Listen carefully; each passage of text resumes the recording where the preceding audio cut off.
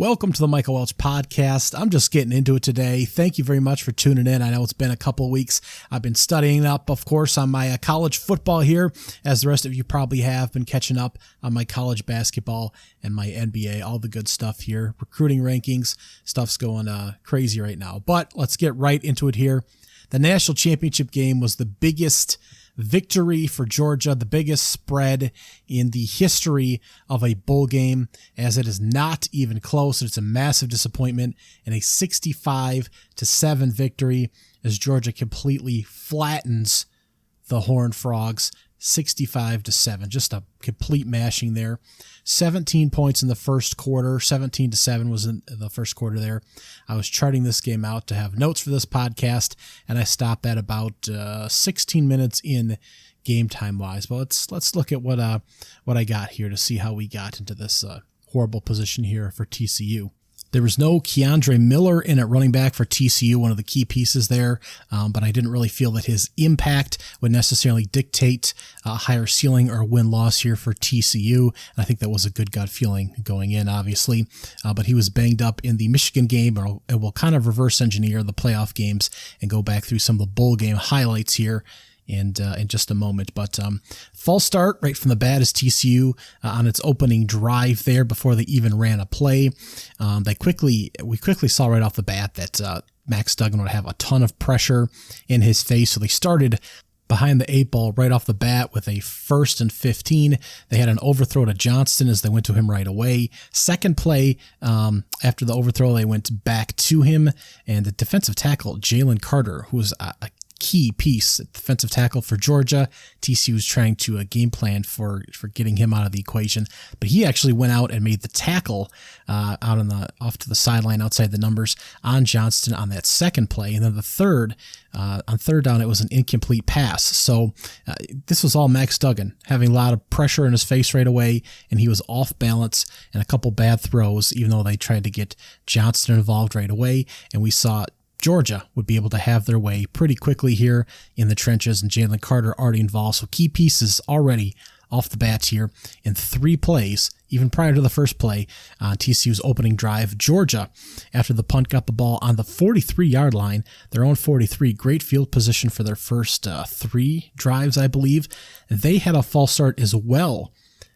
Right before their first play, they got Brock Bowers involved early and often. You could see thankfully, both teams are going to get their key players involved here. So he had a couple big catches on the very first drive. And then they had a few solid runs, and it was Stetson Bennett with a 21-yard keeper that went for the very first touchdown, as everything seemed to work for Georgia. And you could kind of sense things were already going to go a little south, so you wanted to see how TCU would respond on its second drive. And it went like this: a sack, a blown-up play on a quick pass to the flat, an incomplete pass to the big tight end, 6'7", Riley. I don't know why they didn't get the ball to him more. I've watched certainly a lot of TCU this season, as I do a lot of teams on Saturdays, but he was not someone that really stuck out to me as much, but just a big kid. On a fourth and 14, they had Georgia committed a penalty on that third down play that would have made it 4th and 14. Instead, it gave TCU a first down. So that first down play, 7th play of the game for TCU, they ran a little end-around action, and Georgia was able to punch the ball out of the running back's arms and recover. It was a strip fumble. And so Georgia was able to set themselves up at the 33-yard line. So 7 plays for TCU, a couple sacks, a couple pressures in Max Duggan's face, a low ball, and a fumble. And 1 penalty on Georgia, 1 defensive penalty that was able to advance the ball for TCU. So not good so far. Georgia's defense only giving up a 27% conversion rate on third down. So it was really a blessing there for TCU, and rough to screw up. So Georgia's second drive there, starting now from their own, from TCU's 33. They tried a little double handoff misdirection on the first play, got it into the tight end's Brock's hands again there, and he could have gotten tackled in the backfield. Instead was able to move from east-west to north-south pretty quick and immediately cut up for about 5 yards. They were able to get a first down, but TCU was able to get a couple incompletions. They had a couple of pass deflections and good plays by the secondary overall in the game.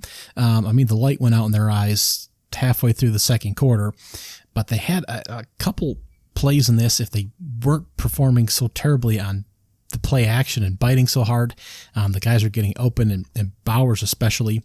But they had a couple plays, and it just seemed like they could have possibly climbed into this a little bit earlier into the game before things really went south in the second quarter. And I would have placed the over-under at pass interference penalties on this TCU secondary around 2.5, but I don't think they had a single one in this game. Just so handsy and aggressive, that secondary. But I think they did a pretty good job of not committing any pass interference, unless there were some later in that game, as everyone was starting to change the channel there. But they were able to hold the Bulldogs to a field goal there, so it was 10-0 about halfway through the first. So TCU comes out for its third drive. They had, I believe, 6 yards of offense so far. It's hard to keep tally with all the sack yardage, I think being subtracted from the passing yardage, though, but 6 yards of offense, actually advancing the ball forward, I believe. So second down, they were able to get Darius Davis open down the field. Georgia's back end kind of got screwed up. Johnston was running kind of a crossing route, so we had two corners pick him up, and that left Davis open down the field. He grabbed the ball, I believe it was a 45 yards-ish in the air. He actually had to slow down for the ball because Duggins couldn't quite get it down there. I believe that was another pressure situation, and he finally got his hands on it. The corner was actually had a chance to catch up to him there. Not quite break up the pass. I don't know that he would have quite gotten there in time to break it up, but Davis got his hands on it. The corner could have made the tackle right after the catch. He was a little discombobulated. Davis kind of ran this weird little spin move to kind of throw him off again, and he ran for another 10, 15 yards before he was actually tackled and pushed out of bounds. So altogether it was a 60-yard play, and that was the only, I think that was the only play greater than 15 yards that TCU had all day. I think they only had 2 plays greater than 10 yards, something like that. So that was big, obviously, to help keep TCU in it. The ref actually spotted the ball originally about the 20-yard line, and then it had both teams move all the way down to the 11. So it was really a discombobulating play there. Demericato, the backup running back there, who looked strong finishing the Michigan game and in the national championship here, got a couple runs in before Duggan was able to score on a keeper there. So TCU was able to get some penetration running the ball, just moving the tackles in that 3-4 defense for Georgia, just plowing forward. So they had a little bit of success there. For Duggan, it was his 28th rushing touchdown, which is a TCU quarterback rushing record. So it was 10-7 at that particular point in the ball game, and it kind of looked like TCU would be able to get a couple of stops and have a little bit of success pushing the ball down the field. But you had to wonder if the blown coverage in the secondary was going to be something that was replicable by moving your receivers around there. And obviously it wasn't for the rest of the game. Georgia's third drive, they started from the 30. McConkey had a screen that he was able to cut inside for a first down. Then they went back to McIntosh at running back, an outside run for a first down. Then back to McConkey for a first down. And then they ran a play action for a 37-yard touchdown throw to McConkey. So 3 catches for him and 1 run, 4 plays for first downs effectively, 3 first downs, and then 37-yard touchdown pass. The defensive back picked up the running back coming out of the backfield, and no one picked up McConkey running downfield on that play. So that was about the easiest thing, one of the easiest drives Georgia had all day. So, and that's when things really started to look pretty bleak for TCU, as there was nothing doing. There was just no stopping Georgia on those series of plays, and things were already starting to look a little depressing on TCU sidelines. And Georgia, Kirby Smart came out before the game and just said they need to play aggressive. He repeated the same thing at halftime, and that's part of the reason why this got so out of hand. He just was going to put his foot down and was going to mash this team, regardless of who was on the other side of the field. So that's what they can continue to do. Now, TCU went out the next time. They went to the ground, had a little success. They got Wiley, the 6'7" tight end, again, his first grab. They did lose Coker, the right tackle, on this particular drive, and they were getting crushed from the get-go on both sides in the trenches. So that really hurt things a little bit more, exacerbated the situation. So what they decided to do was do a little bit juggling. They switched out, I don't know if they moved the left tackle to right tackle, and then moved around. They moved around both tackles, and that kind of poses the old question of, do you just kind of move in a reserve right tackle if your right tackle goes out, and then kind of make do with the other 4 guys, or kind of do juggle the line to put multiple guys out of position?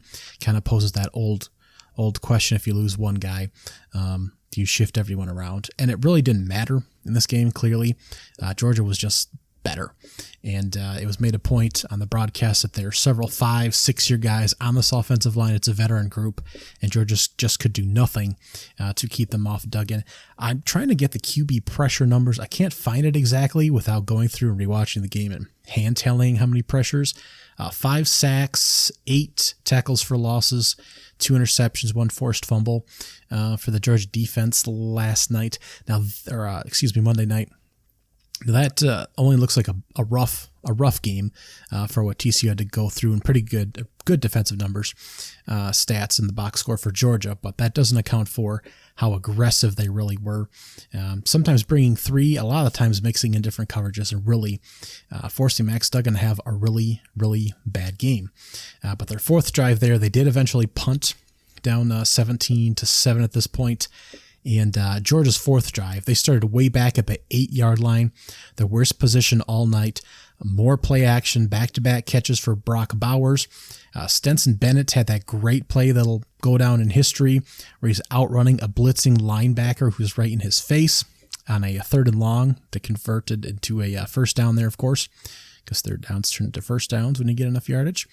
And Georgia just exhausts the defense in a 6+ minute drive, to the point to where they're in the red zone. Half of TCU's defense has backups in because they're all exhausted. So Bennett is able to hold on to the ball again, kind of run off into the corner with a convoy blocking, and just walk into the end zone with a lot of TCU reserves in there as they're getting crushed on that defensive line to make the game 24-7. He's smiling after he beats the linebacker on the first down conversion, smiling again once he scores the touchdown and puts the team up 24-7.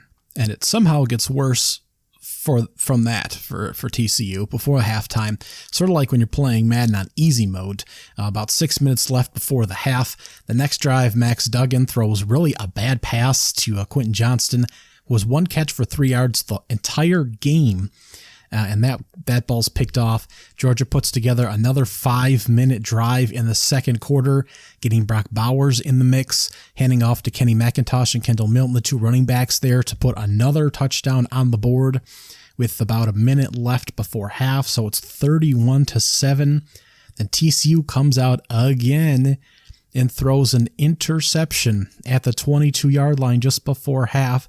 That gives Georgia enough time and Stetson Bennett enough time to find Adonai Mitchell in the corner of the end zone for one of the best catches of the whole game for another touchdown to make it a whopping 38-7 at the half. Georgia held the ball for almost 19 of the 30 game minutes, 354 to 118 yards, 3 TCU turnovers. Again, one catch for Quentin Johnston. I guess that was the halftime number. I'll have to check the full box score in a minute. Brock Bowers had 5 catches for 102 yards and 2 carries for 15 yards at the half, and the game was over. I felt bad for Sonny Dykes doing the interview just before halftime. Kirby Smart said, got to be aggressive, same as before the game, kept the same mannerism. But Sonny Dykes, man, just didn't know what to say for the most part. Just try and buckle down and try to make a few plays to get back to this game, but felt horrible for the TCU group there. Georgia had 2 more touchdowns in the third quarter. No one was really watching at this point. I know I wasn't really. 13 points in the fourth quarter, but Stetson Bennett and a lot of the starters started to make their exits right at the top of the fourth quarter as backups started to come in. Georgia has a lot of guys next year. True freshmen on the defensive side.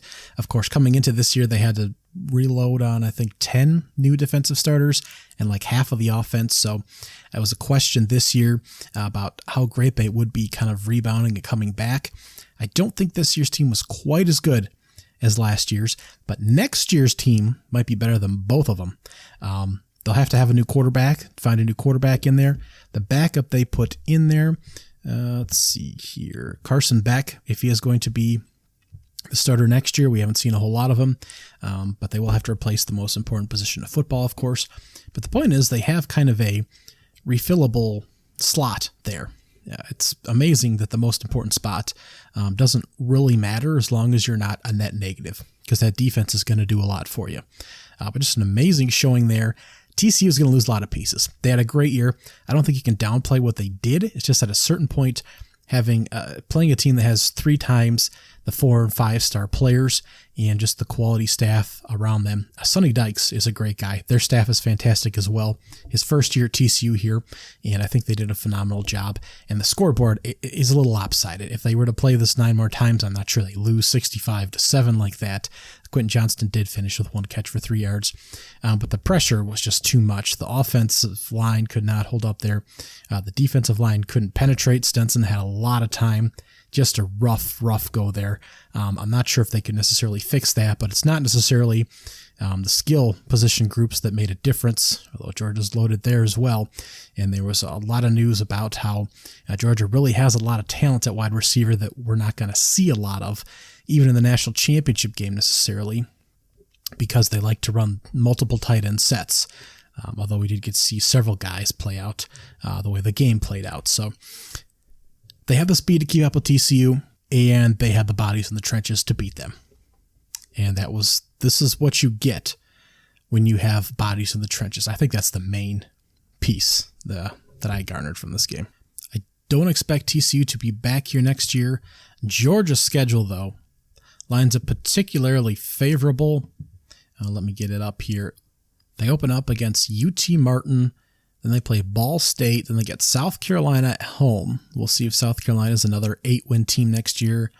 Then they get UAB, who's a solid team but won't stack up, before heading on the road to Auburn. Don't know what shape they'll be in next year. They're home for Kentucky. They're at Vanderbilt. These are all wins. They take an off week before they play Florida for the cocktail party. Looks like that's going to count as one of their road games. One of their home games, sorry. In conference play, which is unfortunate. But the Gators there, Missouri at home, Ole Miss at home, at Tennessee, at Georgia Tech. So the cross-conference, cross-division SEC play isn't bad. Auburn and Ole Miss. Tennessee, we'll see where they're at next year with the quarterback replacement. This is just not a very difficult schedule. It's just not. So they'll be in position to be in the playoffs at least again, and we'll see if they're better than the other 3 teams that are in there, if they can win 2 games consecutively against 2 of the other best teams in the country. Or vice versa, if anyone can come close to knocking them off their perch, because it's possible they could go for a 3-peat. That's what I'm thinking right now as I'm trying to formulate in my head my preseason top 25 for next year. So let's reverse this a little bit and look at the semifinals, which were excellent. Georgia almost didn't end up here. Ohio State hung in very well. I think the committee made the right decision in putting them in at the number 4 spot. So let me dial back here. Ohio State took this one, Georgia took this one 42-41, obviously, on that horrible missed hooked field goal there. Just devastating, really. Georgia had to score 18 points in the second half. Oh, my God. 18 points in the fourth quarter. It's all coming back to me now on New Year's Day there. Oh, goodness, on New Year's Eve. Just a great display by Ohio State. We knew that the perimeter talent there, the wide receivers, would cause big problems for Georgia. They got up to a 14-point lead and just let them off the hook, as you say. Of course, Marvin Harrison Jr., 5 catches, 106 yards and 2 touchdowns. And Mike Ibuka, 8 catches for 112 yards and a touchdown. This is one, much like the back for TCU, where you can't really say that missing Jackson Smith and Jigba was a big deal, because he didn't play for most of the season with his injury. And of course, he skipped to enter the NFL, I guess, draft, is what they report. But really to begin workouts, supposedly. I don't really know why guys skip bowl games for that. It doesn't really seem like it's critical. But anyways, he did not play at all in this game. They still had their core receiving talent that they've had the entire season, and they did a really good job. C.J. Stroud was 23 for 34, 348 yards, and 4 touchdowns. And Bennett had 3 touchdowns as well in this one, so he finished with a massive number and was player of the game for 4 college football playoff games, trailing back to last year. He had almost 400 yards in this game, 4 touchdowns. In the national championship game, he only had about 300 yards and 3 touchdowns and 2 on the ground. So he was really slacking in the national championship game. But Ohio State did a great job here. They absolutely had a chance to go to the national championship game. A big 76-yard passing play from Georgia late in the 4th or halfway through the 4th certainly helped keep them in the mix there, and they ultimately survived a late field goal from Ohio State, which is just crushing and could have really been a big what-if in the history of college football, like a big what-if. So just keep that as a footnote. Now, TCU jumped out to a 14-0 lead on Michigan, who scored 24 points in the third quarter to try and rally and get back into their semifinal game in the Fiesta Bowl. But they ultimately fell 51-45. Again, the big question was, can J.J. McCarthy make the big throws? And he was 20 for 34, 343 yards, 2 touchdowns and 2 picks, but ultimately, no, he really couldn't. This is the only time all season where he really had to. And the question I've been posing to myself all year was, if Cade McNamara started for this team, would the results be any different? And really, I don't think so. That's not really indicative of Michigan. It's more the schedule. There's plenty of talent around them. And J.J. McCarthy, I think, is a ceiling raiser. But he made some mistakes in this game that maybe Cade McNamara could have navigated in this one game to push them to the national championship. But you do take away the J.J. McCarthy mobility of the position. He had 52 yards and a touchdown on what was logged as 10 carries. That was certainly helpful at times, including a big 34-yard gasher at one point. So that's an asset. But maybe they would have ended up in the very same situation, because this ultimately, to me, was coaching. That was before it hit all the airwaves and was a Jim Harbaugh problem and a coaching issue on a national level. But starting from the very first drive when they were down in the red zone, which is problematic, and running a number of handoffs and a trick play and disorientation and stuff on their end, from the very first trying to get into the end zone, the very first drive, I did not think that was a good call. And just a number of different decisions, and I had a series of notes for that, but it's kind of a moot point now. A lot of it's been talked about it in other areas already, and I just don't like a lot of the decisions that were made in this game in general, and I thought that they very much could have been in this game. Clearly, to lose by 1 score and to put on the furious rally you did in the second half, that's a bounce of a ball, right? 1 possession, a couple things, a couple bad turnovers, horrible throws by J.J. McCarthy could have been the difference in this one. I don't think they had any idea the speed that TCU had coming. I mean, that's a talked about point already, but that was pretty clear from anyone that's watched a lot of football right off the bat. And I just don't like some of the play calls that they did, some of the things they did on offense, the lack of urgency late that could have saved them some time. Obviously, the targeting call late has been a point of contention. What else was the defender supposed to tackle? What else was he supposed to do? But I've always thought, and even the lead rule officials that they brought in to discuss on this point, that you just can't lead your head in the head or can't lead your body in other people's heads. And the point is to just not fucking do it.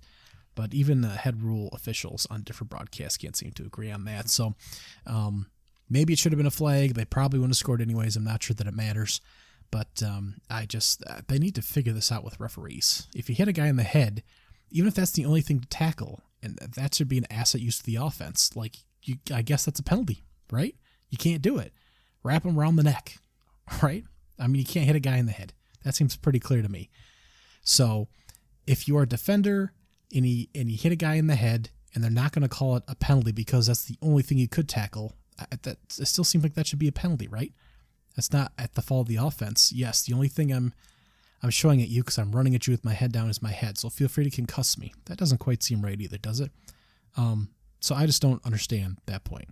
It just seems like we should get some officials that know what the hell they're doing, and some of these lead officials they even bring on broadcasts should have agreeing points. I shouldn't be able to flip to Michigan TCU and have one rule official make a call that looks identical to one on Ohio State and Georgia, for example, looks like the exact same type of hit on both broadcasts, and they bring in a national rule official on each broadcast on the same type of play, and each one's giving a different circumstance and a different thought on the rule. That's just fucking nonsense. So, note to self, mark this explicit content for this podcast. So I'll get off my soapbox on that, but certainly when you're arguing watching these games with your friends, you shouldn't both have a point, because that's the same thing these refs seem to do on the field. It's ridiculous. Now, the Harbaugh stuff coming out of this game, his coaching is obviously a problem. His preparation, motivation, play call design. Now, remember, he wiped out like his whole staff a couple years back and basically fired out everyone over the age of 40 except for one coordinator, and brought in a bunch of youngins, and things just seem to not be going well in critical situations. And I say that somewhat tongue-in-cheek. He just can't seem to raise the ceiling to a point where it's a national championship. Obviously, he's winning Big Ten titles. That's massive. There's just different levels to this. Winning 10 games, winning a conference championship, going undefeated, winning a national title. And there's now a clear gap, now that he's cleared Ohio State twice and won the Big Ten twice, between him and like Sonny Dykes and Kirby Smart. He's now just not there right now, and there seems to be a big problem with that. Will he go the NFL? That's been discussed many times over the past couple of years, that he's wanted to get back there. I don't think he'll be here at Michigan. He won't be at Michigan for the rest of his career. There's no doubt in my mind about that. And for all his comments about he'll stay at Michigan, or he'll stay at Michigan for the foreseeable future, I mean, obviously, as of the time of this recording, he doesn't have a job. He may very well by the time this comes out. There's no doubt in my mind that he'll be back in the NFL at the first opportunity that is given to him. As for the recruiting violations, again, this is over a cheeseburger. In the dead period, there was a period in 2020 that you were not supposed to talk to anyone. The virus period, weird stuff was going on. This is part of what got Herm Edwards fired at ASU. He was hosting a number of recruits, allegedly, and all kinds of stuff was going on, massive recruiting stuff. And when you weren't supposed to be doing that at all, unless I got my years messed up, 2021, where there were huge additional dead periods in there where you couldn't talk to anyone, and Herm was a big part of those violations. It sounds like there are other issues there at ASU as well. But the cheeseburger buying bit, again, of course it's a stupid violation. And now we've got NIL helping kids out. So a coach buying someone a cheeseburger seems like a weak excuse for a recruitment tool and a leg up as far as disproportionate recruiting tools and a leg up on the competition. Seems foolish now. But the point is, it is a set rule, right? And you're not supposed to do it. And it was in a critical period while no one was supposed to do it, and then you lied about it. So it's a stupid rule, but why are you lying about it? Just say, yeah, I bought him a damn cheeseburger. That's just ridiculous. But it sure seems like the cards are set up for him to leave. I don't expect there to be any major penalties either, but I also don't know why anyone respects the NCAA at this point either. I don't really have any thoughts on this. It's a foolish rule, but it's foolish to do it, and then it's foolish to lie about it. So what in the fuck are you doing, Harbaugh? I don't know, or anyone. The ASU scandal, I just don't know what you're doing here. So let's move on from that. I think Harbaugh will be back next year. If he's not, then I guess we'll have a discussion about that, won't we? So let's touch on a few of the other bowl games here. The Sugar Bowl, number 5, Alabama, number 9, Kansas State. Now, this was a big one. Bryce Young, Will Anderson could be the number 1, number 2 guys in the draft. Of course, they say that about everybody, but 2 top guys in the draft, a quarterback and linebacker for Alabama. Both decided to play for this game. Nick Saban was able to talk them into it rather than sitting out for air quotes NFL prep. They mashed Kansas State 45-20. I did not necessarily think that would happen there. And Kansas State jumped out. They had led after a quarter here. Alabama led 21-10 then at the end of halftime, and then proceeded to just beat the life out of them after that. So it was kind of a slow burn here for Alabama to get started, and ultimately they just put the lights out. Bryce Young, 15 of 21 for 321 yards and 5 touchdowns. This is going to be a very different team going forward here. Massive exodus to the transfer portal for a number of guys, a lot of reserves. Now, they didn't have a lot of wide receiver talent this year to begin with. Bryce Young will be gone. A different look to the defense, although the linebacker group looks to be stacked again, but that seems to be the case there for Nick Saban per usual. Will Howard was 18 for 35 for 210, 2 picks for Kansas State. Couldn't get much going there. Deuce Vaughn, 88-yard carry for a touchdown. That was the longest run given up during the Saban tenure. That was in the first quarter. And he had 21 carries for 45 yards the rest of the game as they slowly were able to chomp down there, like picking wings off a dragonfly. Now, I do believe Will Howard, he certainly has eligibility. He'll be back. I'm not sure if Adrian Martinez does or not. I'm not sure. Certainly two slightly different sides of the same coin there as far as quarterback offerings for Kansas State. Deuce Vaughn can leave. That certainly looks to be a well-coached team and a team that could be a top 25 threat in the Big 12 next year. But that's going to be really interesting with Cincinnati moving in. That's just going to be a weird conference next year. So stay tuned on that. But Alabama, top 2 guys showed up, showed out, hammered a good Kansas State team. So Alabama looked good, and a bunch of guys moving on to the NFL there. Cotton Bowl. This is a good one. 46-45. It was Tulane. Was it Tulane? Hang on. Let me back check my notes here. Yeah, Tulane over USC. I had it down wrong. Super excited for the game. Can't even put it down in the notes, right? So Tulane was down 15 points with 6:16 to go in the fourth quarter, and they rallied to win this one. There were a lot of points here. They scored a touchdown in 2 plays. As we know, USC's defense has had a problem all season, and Tulane scored nothing in the first quarter, then scored 14, 16, 16 in the second, third, and fourth there. And USC scored a bulk of its points, 21 of its 45 in the second quarter against Tulane, as they were able to get some things going. But Tulane's defense, again, had great defense, but a lot of it was made preventing things on the ground. Defense on the back end, a little bit suspect. Better against American teams, too, not against some of the best Pac-12 offenses in the country. So USC was able to certainly take advantage here. That led to a number of high-scoring plays here. But 2 plays it took Tulane to score a touchdown. On the next play, USC fumbled the punt out of bounds at the 1-yard line. Tulane was then able to crash the running back for a safety to kind of change the math there, make it a 6-point deficit with 3:20 to play. They put a 12-play, 66-yard drive together to score a touchdown and kick the game-winning extra point. There was a terrible head-to-head collision on a big catch as they were wrapping up the end of that drive that gave Tulane the ball at the 6. It was not ruled targeting because the defender launched with his head and made head-to-head contact, leaving both guys on the ground. But since the defender didn't leave with the crown of his helmet, it was to the forehead, as the lead official brought on the broadcast said. It was not targeting. So again, back as I said earlier, what the fuck are we talking about? If you watch it, it was head-to-head. It was head-to-head, but it was not crown of the head-to-head. So, and it was launching. I don't know. But this was in my notes from an earlier game, before I even put the national championship stuff together. So I was clearly frustrated multiple times here watching bowl games. So no one can understand it, clearly. But it was not ruled a penalty. So we had 20 possessions in the entire game that were allowed to play out, because we had a couple end of the half, things that didn't finish up. 12 touchdowns on 20 possessions, 3 field goal attempts. One of them was missed. 1 fumble, 1 safety, 1 interception, and 2 punts, both in the first half by Tulane. 2 punts the entire game. A couple screw-ups, 12 touchdowns. That's crazy. An awesome game if you loved offense, of course, over 1,100 yards.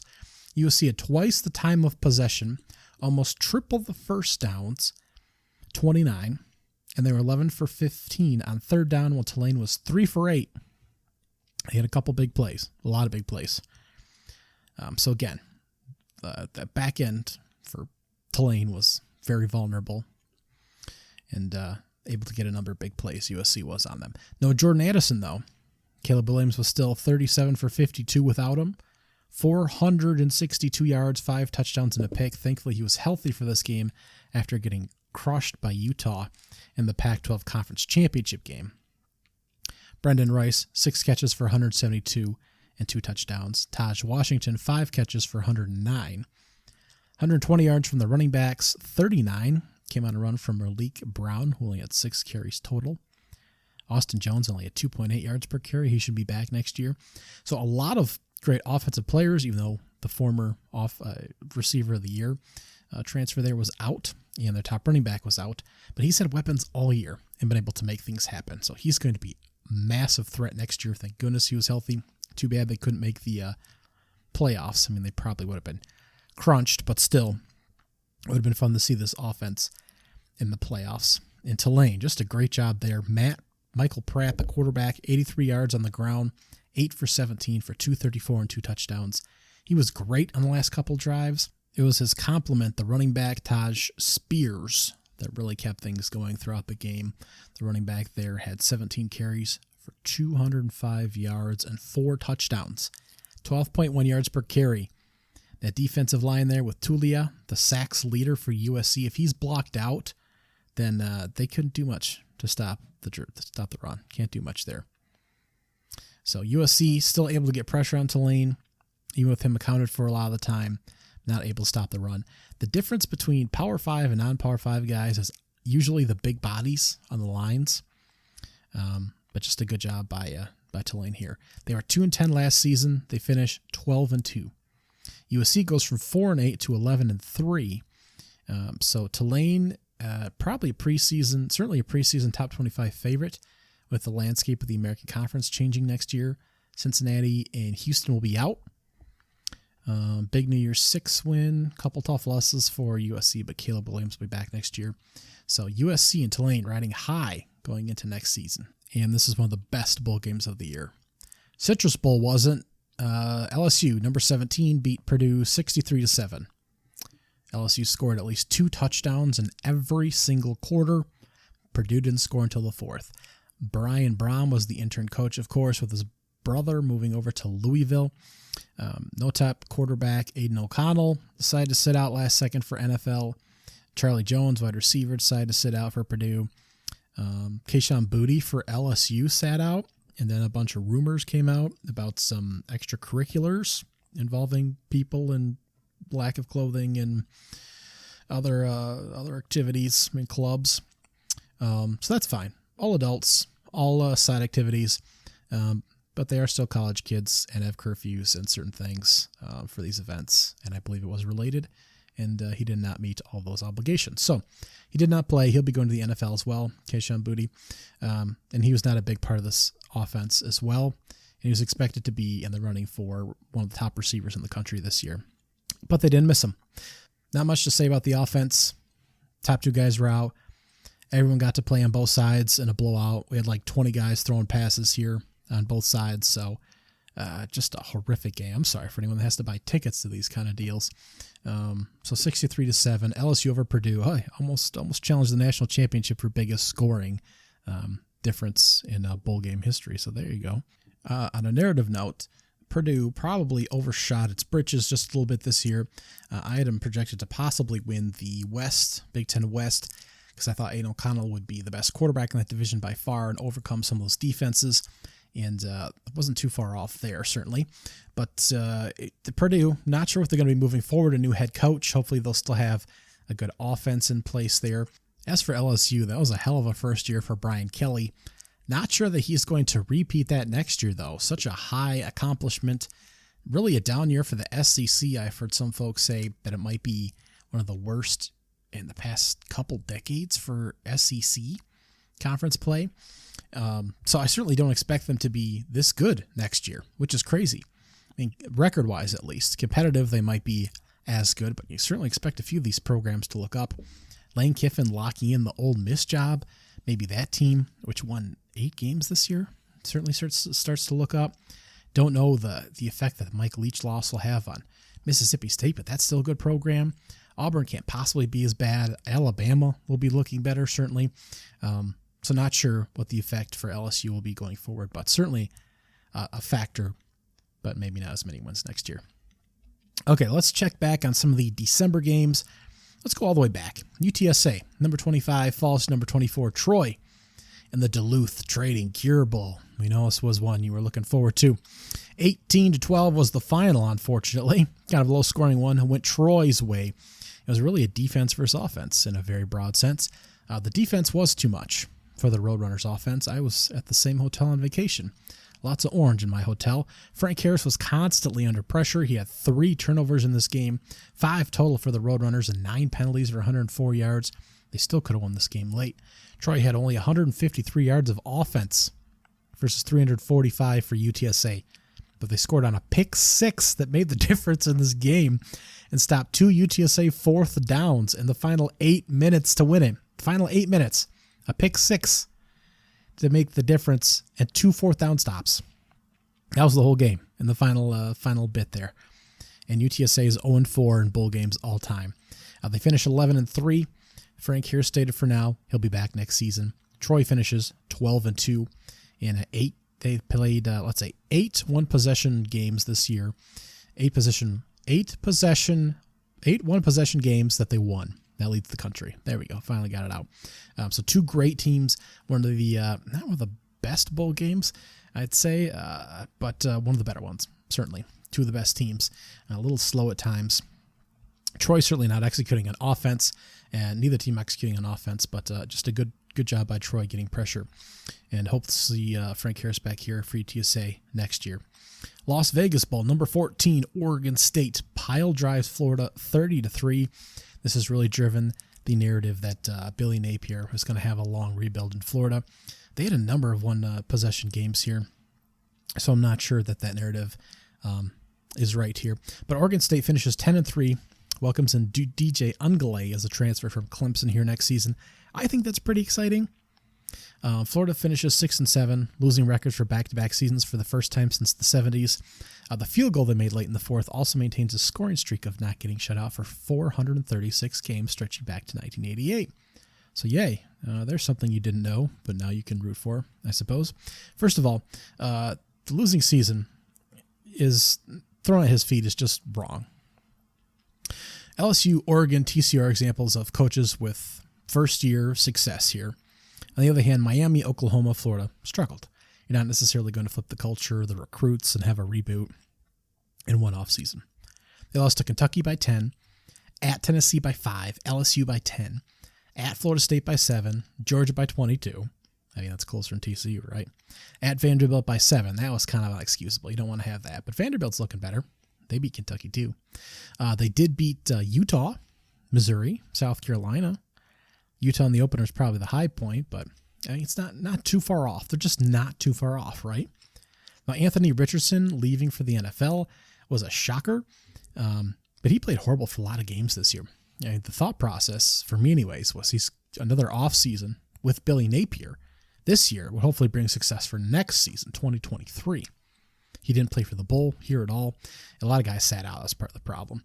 And Oregon State's just a good team to begin with. So I don't take anything from the bowl game, really, at all. Just one of those dead ducks coming in. Dead gators, I suppose. But I think Billy Napier will be just fine heading into next season. But he does need to find himself a quarterback moving forward. That's always a key part. Fenway Bowl. Louisville beat Cincinnati 24-7.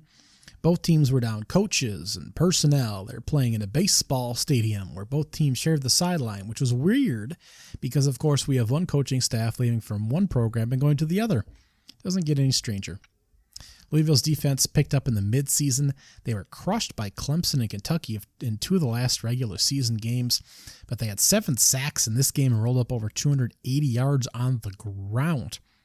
The passing game has been non-existent, but I think they ended up leading the country in sacks, if I'm not wrong. So just a dominant defense, really. And that's how they won football games, and that's how they won here.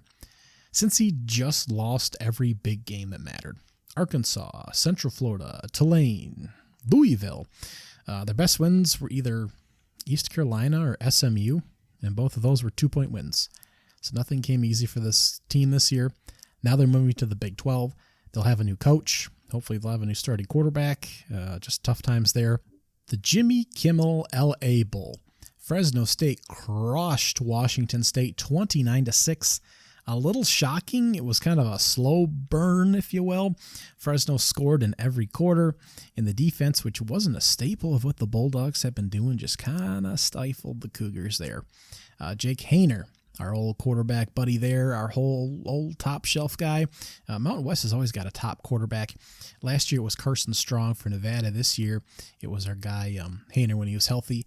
He had 280 yards and 2 touchdowns. Nothing too flashy, but just enough. Jordan Mims ran for 209 yards and 2 touchdowns. That was part of the deal there. And Washington State, which was very quarterback dependent on Cameron Ward there being productive, and he just wasn't. And Washington State goes down. They had a good defense. Oregon State and Washington State, arguably the 2 best defenses there, which is weird because this team had 5 teams win 9 or more games, and none of those defenses could match up as effectively. Defense was really an Achilles heel for USC, UCLA, Oregon. All those teams had issues. Utah even, which I think actually finished statistically with the number 1 defense, but the Cougars offense can't get anything going, and they finished just above 500 for the 2nd year in a row. And you have to wonder if that team's ever going to make any kind of real noise, or if they're going to stay a middling team. Kind of thought they could make a jump at some point. Like 10 wins, a little shocker, but that doesn't seem to be the case. So, Fresno State, flavor of the month, flavor of the year, and we'll see what happens moving forward. In the Mountain West, kind of seems like Boise is going to take the reins back there. Southern Miss beat Rice 38-24 in the Lending Tree Bowl. Only of note because Frank Gore Jr. had 329 yards rushing and 2 touchdowns. He also threw a TD. For those who don't know, Frank Gore Jr. has been a focal point of the offense for that team for quite a while now. He runs, he catches, he throws, he dances with the cheerleaders. I don't know. Especially last season when they had like 6 quarterbacks injured, he did a lot of everything. He stated he's staying at SMU after the game, especially with all the transfer portal stuff that was going on at the time. There's a really funny sequence when he pushes Ant off of him and told her to chill during the post-game interview. So just a funny guy, historic performance, and just tongue-in-cheek had to note afterwards he's staying at Southern Miss. So I think he has a talent to go elsewhere, but he seems to have a good time there. So we'll see if he actually stays. I think he is a sophomore, maybe a junior now, but he could be in the league soon. So keep an eye on the Southern Miss Golden Eagles there. BYU survives SMU 24-23 in the New Mexico Bowl. Just a rough season for the Cougars, who finished 8-5 after being ranked in the preseason. SMU's Tanner Mordecai announced after the game he's transferring to Wisconsin for next season, where he will throw for more yards than Graham Mertz ever did. So that's a real quarterback there. But just a rough year for both of those ball clubs. God, just really rough year for BYU after a lot of success last season. Boise State beats North Texas 35-32 in the Fresco Bowl. Taylon Green had 119 yards, 2 rushing touchdowns in this game. He's a true freshman. If you remember Frank Jesus, the quarterback who started the year was a senior, and he entered the transfer portal like 2 games in, and then they fired the offensive coordinator. Boise did. They had a lot of problems early, but Taylon Green took the reins and has been okay.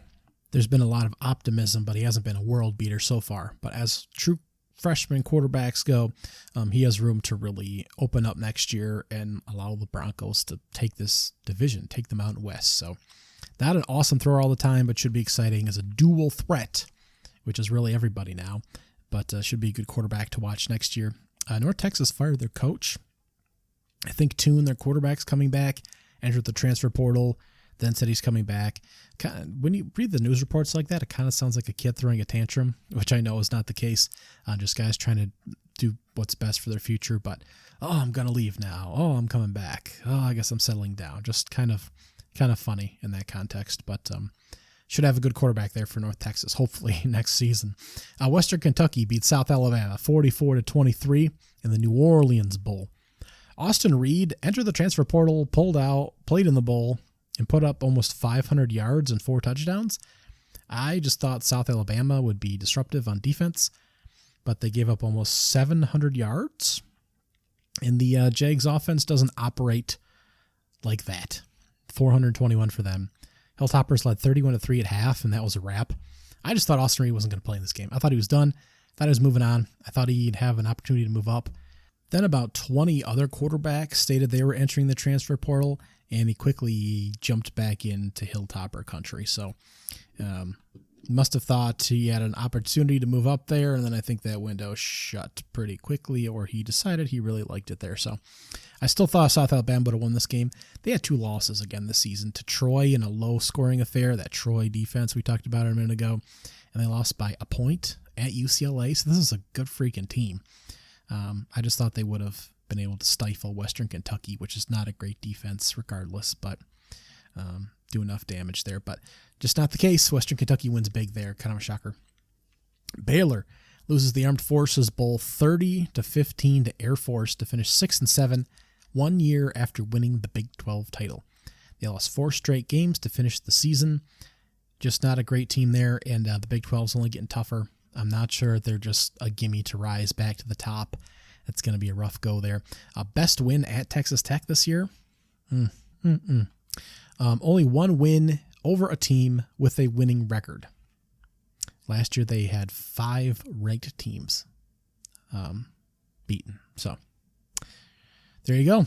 Rough go there. Air Force finishes 10-3. They operate out of the Mountain West, of course, and that was just a rough conference. Not a very good conference in general. Gasparilla Bowl. Wake Forest beats Missouri 27-17. Wasn't sure how this one was going to go. Sam Hartman's had a bumpy season. He's officially committed to Notre Dame for next year through the transfer portal now. He threw for 280, 3 touchdowns and a pick here. Not sure how he's going to look next year. Seems to be some problems with Wake Forest, at least between him and the program. So hopefully he'll have a better tenure at Notre Dame. Certainly they've been struggling for a decent quarterback play there in a while. I think they're gonna be real good. I think they're gonna be real fine. Missouri is gonna have some problems, I think, buried in that SEC West Division, East Division. I thought they had an opportunity here, and they just did not. So Birmingham Bowl. Grayson McCall returns from his injury to play for Coastal Carolina. He's shaken up then and taken off the field after taking a 14-10 lead. So that's just tough. And then they're blown out of the water. 53-29 is the final box score there. Holton Alters for East Carolina has 348 yards of total offense, 6 total touchdowns. He's a machine. I told you in the preseason I liked the guy. I liked the Pirates here. Certainly won some money on betting the over 6.5 wins for this group. Grayson was 10 for 12 for 67 yards and a touchdown. Passing 12 yards and 12 rushing yards and a rushing touchdown as well before getting booted out of the game. Would have been a close one if he'd stayed in. Time Beck, the offensive coordinator for NC State, will take up the mantle of Coastal Carolina now. Grayson entered the transfer portal and then he exited and came back, so I believe he's staying put as well. I thought he was graduating, but everyone has extra eligibility. If he's back, I mean, they're going to be a threat. If you have a good quarterback in a non-Power 5 conference, you are always a threat. And this team could not play defense for the life of them this year, which is a problem. But they get a few bodies on that end, and this could be another top 25 type of team, conference championship type of team, knocking on the door New Year's 6 type of team. So that's what we're looking at there for next year's Coastal Carolina squad. And I like Eastern Carolina, too, to at least have a shot at the American Conference Championship. Then we had the Guarantee Rate Bowl. Wisconsin beats Oklahoma State 24-17 in a terrible season for both teams. Both finished 7-6. Both starting quarterbacks are in the transfer portal. Neither quarterback that played in the game will be starting next season, obviously. May not even be starting for the teams that they're transferring to. Congratulations to Danny Foligno, strength and conditioning, moving from Cincinnati following Luke Fickell to Wisconsin. I hope you have a great time there and a great opportunity there with the Badgers. So congratulations on moving on there. Number 15, Oregon and North Carolina played an awesome game in the Holiday Bowl. Oregon scored a late touchdown and an extra point hit the goalpost, but bounced in for a 28-27 win. Bo Nix didn't scramble much in this game. I don't know if his ankle's fully healthy yet. He was 23 for 30 for 205, 2 touchdowns and a pick. Bucky Irving at 149 yards rushing and 2 touchdowns. Drake May on the other side, 18 for 35, 206 and 3 touchdowns. Just not good passing days for either one. Really, this wasn't the shootout it was supposed to be. Wasn't the runaway Oregon game. The spread was close to 2 touchdowns before kickoff. Just kind of a weird, fluky game that was still very interesting, but not at all the shootout that it was promised. Both quarterbacks are back next year. Both teams should be good next year. Oregon still with will be a second-year coaching staff, obviously. Mac Brown, I hope, can do some damage with Drake May. That would sure be nice, considering he's turned down the transfer portal to go to another program. And Sam Howell's time certainly seemed wasted there. I think it's safe to say that. Now we're seeing broadcasters discuss how Bryce Young's time was wasted at Alabama with no national championship, and other quarterbacks' times have been effectively wasted. Drake May's time's going to be wasted here if he can't even win an ACC title when Clemson seems to be floundering. So Mac Brown, guy is well respected, and I appreciate his time as Texas, is bringing in top recruits here in Tar Heel country. It just can't seem to get a lot done. So it's kind of embarrassing, I think, and frustrating from a fan's perspective. So love the kid, putting money down on him to win some Heisman votes next year, hopefully the trophy. So Drake May, looking forward to that for next season. I didn't catch much of the Military Bowl. Duke over Central Florida 30-13. EJ Manuel, who's apparently an analyst somewhere now, stated that he thinks Duke might have a shot at winning the ACC next season. So I checked into that a little bit. They finished 9-4 this year, beat Wake Forest 34-31 in the last game of the regular season. That was their first win over a team with a winning record all season, prior to the Central Florida win in the bowl game. So I don't know about that. The defense stepped up, which wasn't much of a strength of the team, but they gobbled up the ground game of the Knights. They did lose road games to Kansas, Georgia Tech, which is gross, Pitt, a tough one at home to North Carolina. They lost at the end of that game. They did have a handful of guys make ACC teams. Offensive tackle Graham Barton made the first team. Dwayne Carter, defensive tackle, made second. Jalen Cahoon, wide receiver, made the third. Handful of honorable mentions, including quarterback Riley Leonard. A lot of these guys can leave for the NFL, but I just don't know about Duke being able to replicate this. The ACC is getting rid of divisions next year, just as a heads up. And have to go through a refresher of who's moving what conferences next year, and different divisions being extinguished, things like that. But Duke has a road game at North Carolina and Florida State, home against Clemson and Pitt. And I think getting rid of divisions is going to make it trickier, at least for them next year, to finish as a top 2 squad to make the ACC championship game. So I think EJ Manuel should have thought that through a little bit more. I think they got a good staff there, but that is a bad take. Kansas and Arkansas in the Liberty Bowl. 2 6-6 teams that Kansas certainly overachieved, but started 5-0, so underachieved towards the back end of the season. Arkansas had one of the toughest schedules in the entire country, and this was entertaining football, but not good football. Razorbacks jumped out to 24-7 lead after the first quarter. I flipped it off after that, despite my gut telling me Kansas wasn't out of it. Jayhawks rallied. They had a number of penalties and turnovers in that first quarter that caused problems, and Arkansas just hasn't been a team to really take advantage of anyone the entire season. So Kansas rallied, forced overtime, then double overtime, where Jalen Daniels missed a receiver wide open on a 2-pointer, got another shot at it on a targeting call on him, and they fell short on a 1-play, 1-shot in triple overtime. Daniels finished with 565 yards of total offense and 6 touchdowns. Devin Neal, his complement at running back, couldn't get anything done on the ground. Razorbacks had almost 400 yards on the ground. KJ Jefferson, 413, 4 total touchdowns. Rashawn Dobinson had 112 yards and 2 touchdowns. Hopefully both quarterbacks are back next year. They certainly can come back. That'd be certainly entertaining.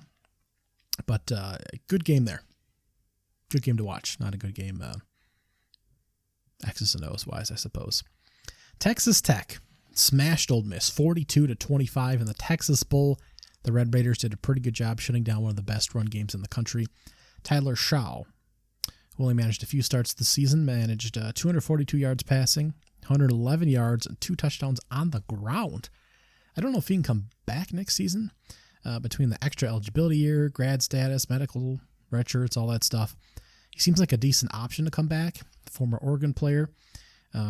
If he can take the starting reins at Texas Tech, that seems like it'd be a good option. Texas Tech could be a good team next year. Ole Miss goes 1-5 in the back end of the schedule. Lane Kiffin turns down other jobs. He'll be back next year. Jackson Dart should be back at quarterback. Quishon Jenkins, one of the top backs in the country, true freshman, 1,500 yards, 16 touchdowns. Monster potential Heisman winner next season. Number 13, Florida State beat Oklahoma 35-32 in the Cheez-It Bowl. This was another good one. Sooners were up 14-3 in the second, and it looked like a long climb for Florida State here. Jordan Travis eventually threw for 418 yards, ran around for another 50. The defense has to add some pieces if they really want to improve next season. I mean, that's not telling anyone new who's watched any of these games, but he said he's coming back. And this is going to be a dark horse to win the ACC. And if Clemson wasn't in the way, I'd say they'd be the favorite. So Oklahoma will have to do the same. Dylan Gabriel can return at quarterback in the ground game. They put up 250 yards behind a couple of freshman backs. That's wild.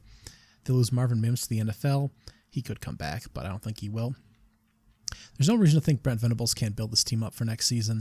Specialties on the defensive side, and they can put up a lot of points. So what does that tell you? It tells you they can bring things around pretty quick. So, of course, it'll be more challenging again as they're adding a bunch of teams, and a lot of the dimensions and logistics there will kind of get messed up. But certainly a team that could end up at top of the Big 12 next year if they just bring a few things around. So promising for those two teams. Number 12, Washington beats number 20, Texas, 27-20 in the Alamo Bowl. This could have been a fireworks show or a defensive chess match on how to shut down Washington's pass attack or Texas's ground game, but it really wasn't either of those. Michael Penix threw 54 times for 287 yards, 5.3 yards a pop, a lot of checkdowns, a lot of little skippers, a lot of little wee-hoos, a lot of little things here and there. Nothing deep down the field. Quinn Ewers threw 47 freaking times for 369 yards for 7.9 yards a pop. He did a solid job moving the ball. Texas couldn't run. They were without their top two backs. I'm not sure it had much to do with Washington's defense. Braylon Trice, the sophomore defensive tackle for the Huskies, had the only 2 sacks of the game on the front there. Penix will hopefully be back next year. Texas will have Arch Manning competing for the starting job there, but will probably overtake it. Just a lot of promise for both of these teams, as well. But for this particular bowl game, just a lot of weirdness with a lot of throwing from Ewers and a lot of shorter stuff from Penix. No ground game again for Texas, and just not quite what you'd expect. Interesting game, but not a shootout that you'd expect. Bad Boy Moore, Pinstripe Bowl. And another kind of sleeper here. Minnesota beat Syracuse 28-20. Mo Ibrahim had 71 yards and a touchdown to become the all-time leading rusher for the Gophers. Tanner Morgan went down hurt again in this, I think. Didn't really watch it. He was 7 pass attempts for 2 yards. No, 2 touchdowns. 7 pass attempts for 2 touchdowns. That's what we got here. Garrett Schrader threw the ball 51 times. 330 yards and 2 touchdowns. That was because Sean Tucker, the star running back there for the Orange, didn't play. He was heading to the NFL draft. So I'm not going to spend one more second on that. Maryland beats number 23, NC State, 16-12. Just as gross as the score suggests, Mike Loxley got mayo dumped on his head. The offense combined for 1 touchdown, 4 picks, and 103 rushing yards. So that's what we got there, passing and rushing. Pittsburgh wins the Sun Bowl over number 18 UCLA, 37-35. This one was a little interesting. Thomas Robinson, 3 touchdowns, 3 picks, and then gets punched out of the game early in the 4th.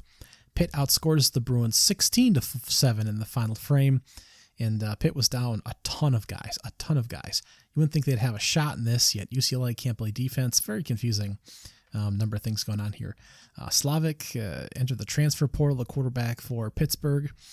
Slovic, I should say.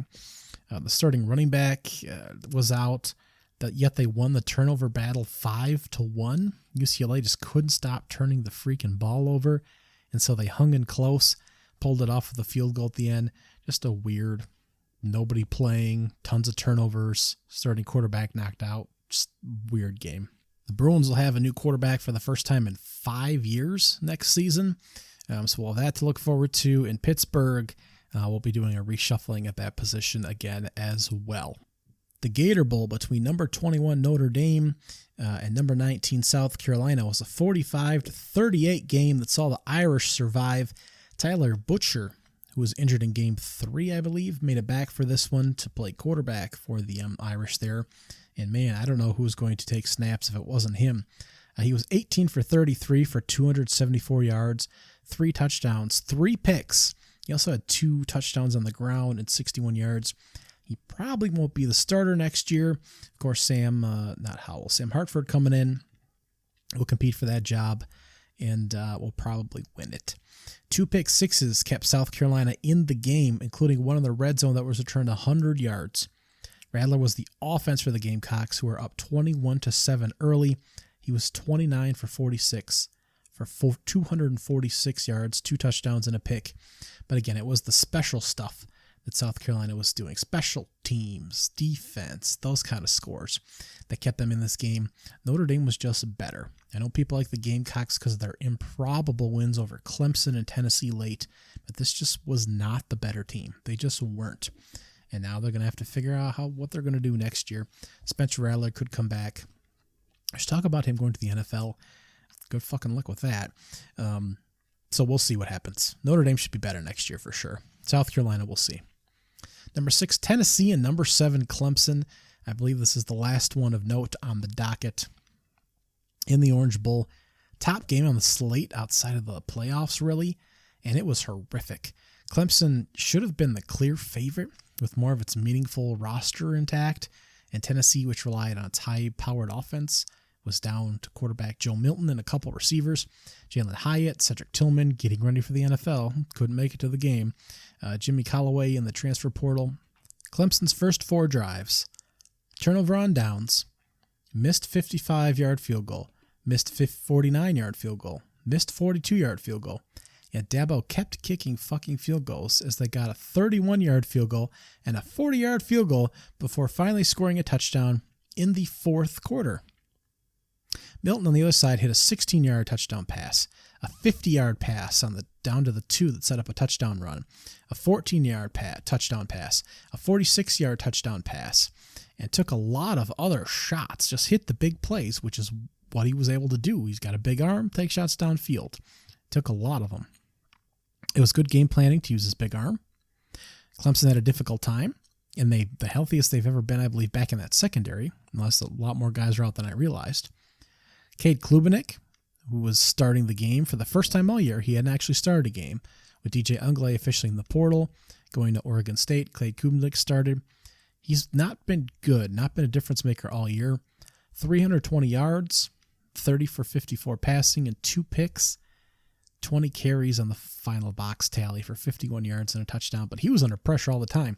Out of all the bowl games, all the guys under pressure, out of Max Duggan in the national championship game there, probably Cade Klubenik here was probably second to that in terms of guys always in his face. But he also held the ball way too long. Doesn't seem to be figuring things out. I think the wrong guy might have transferred out of that program. I don't know what's going to happen at quarterback there next year. Both defenses ended up with crazy numbers because of the pressure and poor quarterback play. I mean, big shots by Milton, but still, he was hit a lot too. A lot of pressure there. The Vols had 4 sacks, 7 tackles for losses, 7 passes defended. That's a lot. That's a lot of batted balls. Clemson had 4 sacks, 8 tackles for losses, 4 passes defended. I don't know what the quarterback pressure numbers are for sure, but it must have been double digits for both. So, a lot of questions for both programs moving forward. I'm not sure you can just pencil Clemson in again for a ACC championship, but that's a quick run through of the bowl games, the bowl notes. I'm going to try and get my an early preseason top 25 here together because I think it's a fun task to do. Getting re-involved in my basketball here, NBA and college basketball. I'm going to try and figure out who I think can actually win a title this year. So I'm going to put some things together. I thank you very much for listening, and I will catch you next time on the Michael Welch Podcast. Happy 2023.